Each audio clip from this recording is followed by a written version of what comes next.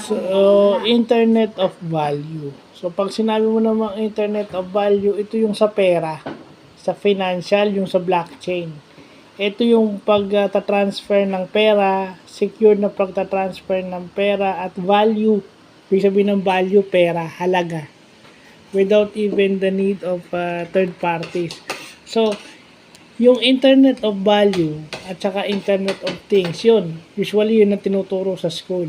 Pero yung Internet of Behavior, hindi. Kasi may psychology part. Yeah. Kasi most businesses today uses yung blockchain. Yung blockchain project. So, pag yun ang inano mo, Internet of Value, pinapasok mo using Internet of Things. Ganun lang siya kasimple. Huwag natin pahirapan. So, basta alam na natin yan. Yung Internet of Value is isa pang sub-area ng Internet of Things na katulad ng Internet of Behavior. So, yan. Mabutit na lalaman natin yan. No?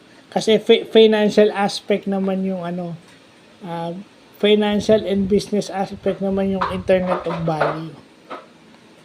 So, yun lang. Wala naman na tayong dapat i-elaborate pa dun. Yun lang siya. So, yun lang po.